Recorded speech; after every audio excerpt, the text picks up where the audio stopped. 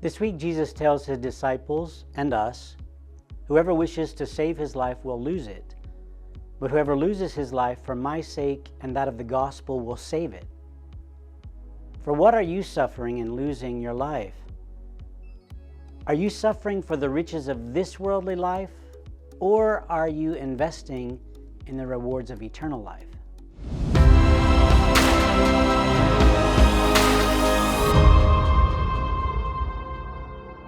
Why suffering? It's probably one of the oldest questions of humanity. Another related to it is, why innocent suffering? There have been thousands of books written about this over humanity's history without really having a sufficient answer. Today, Jesus tells his followers that the only way to follow him is to suffer.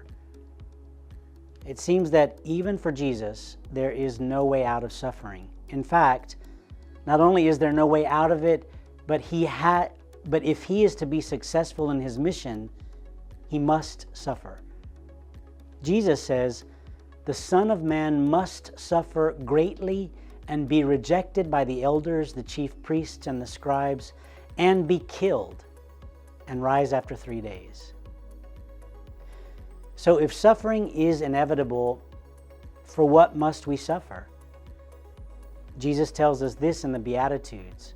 In the Gospel of Matthew, chapter 5, starting with verse 10, Jesus says, "Blessed are they who are persecuted for the sake of righteousness, for theirs is the kingdom of heaven. Blessed are you when they insult you and persecute you and utter every kind of evil against you falsely because of me. Rejoice and be glad, for your reward will be great in heaven." Both suffering and death are inevitable in this life. The attempt to save our lives is ultimately futile. It leads to a lifestyle of fear and desperate flight from pain and discomfort. The wise choice is to give up our lives, to accept suffering and even death with Jesus, for Jesus, and in Jesus, and put our hope in the life to come.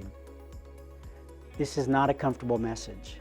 Jesus is saying, if anyone wishes to follow me, you have to recognize that you are heading to death.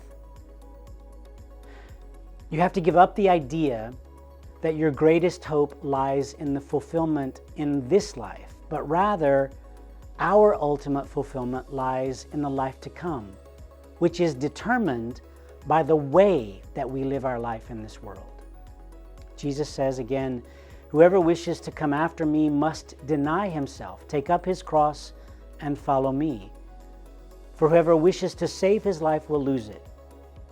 But whoever loses his life for my sake and that of the gospel will save it." There is the difference.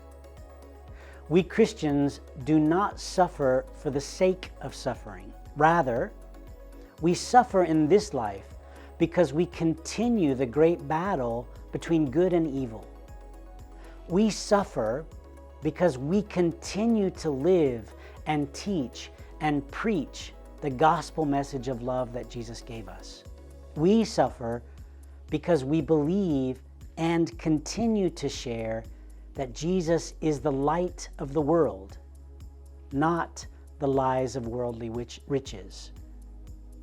The reading we hear from the Apostle James this week helps us understand how to continue to live through the suffering of this world. He says, "If a brother or sister has nothing to wear and has no food for the day, and one of you says to him, 'Go in peace, keep warm and eat well,' but you do not give him the necessities of the body, what good is it?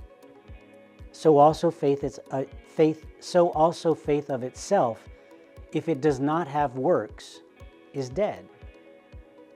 St. James reminds us that living out the gospel message means that we are duty-bound to help others if we are able, particularly with the necessities of life. This teaching, of course, comes from the teaching of Jesus in Matthew chapter 25, the Last Judgment, and are what we today call the corporal works of mercy. "For I was hungry, and you gave me food. I was thirsty, and you gave me drink. a stranger, and you welcomed me, naked, and you clothed me, ill, and you cared for me, in prison, and you visited me. For what then are you suffering? Are you suffering for the riches of this worldly life, or are you suffering for the rewards of eternal life?